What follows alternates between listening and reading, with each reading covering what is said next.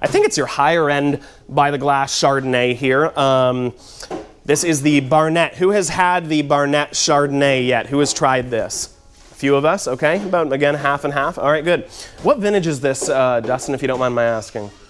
19? Awesome. Okay, this is the new vintage. This one's, I actually like this one even better than the last vintage. It's got a really nice, as this gentleman just said, balance on this wine. So Chardonnay, another grape that, if I'm being honest, there's not a whole lot of middle of the road. There's people that absolutely love Chardonnay and that's all they will drink. And then there's people that won't touch Chardonnay with a 10-foot pole, right? I mean, there's really not a middle ground a lot of times. However, again, it's all in kind of, being able to sell it and tell them about it and get this, because this is a classic, another great example of a wine that even people that think they don't like Chardonnay could gravitate towards something like this for a couple of reasons that I'll tell you. But this is a wine from Barnett Vineyards. I absolutely adore this winery. This is a winery that even before I worked for this distributor that just happened to have this supplier in our portfolio, I've been to this winery twice before I ever even worked for Victory. It is a gorgeous place in Napa Valley. Has anyone been to Napa Valley before? No? Okay, a couple of you? Okay, awesome.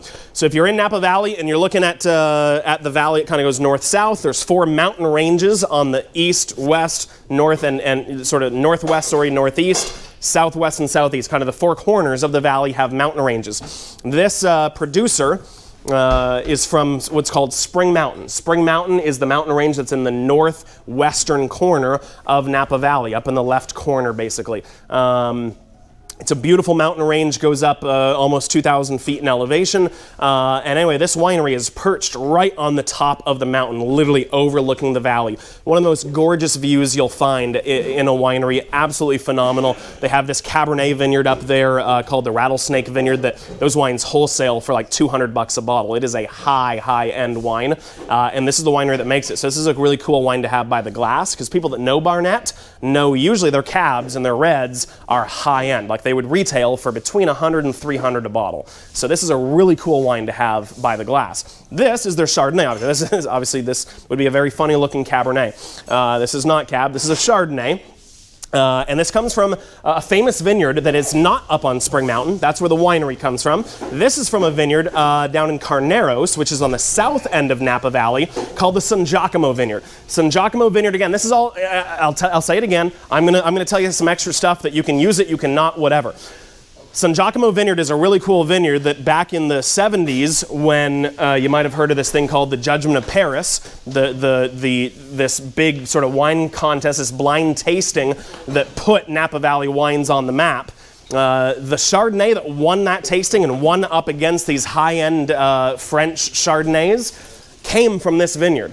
This vineyard, the San Giacomo Vineyard, was where the fruit came from for this wine that won the 1976 tasting of Paris that put Napa wines on the map. So this is a really historic, that didn't sound good. This is a very historic, really cool vineyard anyway. But Carneros is down, as I say, on the south end of the valley. Perfect place for Chardonnay. Cooler climate than most of Napa. As you get more north in Napa, it gets really hot, and hot weather is not good for Chardonnay. So this is a much better region for Chardonnay. But I love this wine. You guys can, again, taste it again and see what you think, because I know some people that don't like Chardonnay. Okay, let's talk about those people. People that say, I hate Chardonnay, I don't like it. Usually what they're thinking of are big oak bombs, butter bombs, what we call in this industry, just the big, flabby, rich, decadent, over-the-top Chardonnays. That's what people think of when they say, oh, I don't like Chardonnay. They're going to the extreme. They're saying, I don't like the overly oaked, overly manipulated, big, rich, buttery Chardonnays. Has anyone ever had one of those? You know what I'm talking about? You've maybe heard people talk about it. You've had them yourself. Then they're not very pleasant. Do they have a place on the wine list? Most definitely, okay? I'll be the first to say we represent Rombauer as well. You guys have a couple Rombauer bottles on your list. Rombauer Chardonnay actually these days isn't as bad. It used to be a very big, decadent, rich, oaky, but it sells like mad. People friggin' love it, but then there's also a lot of people that don't like it, okay?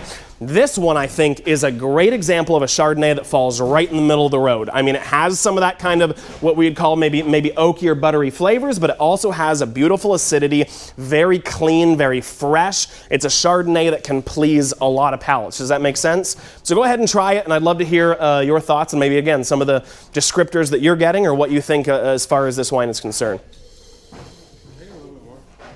Yeah, of course.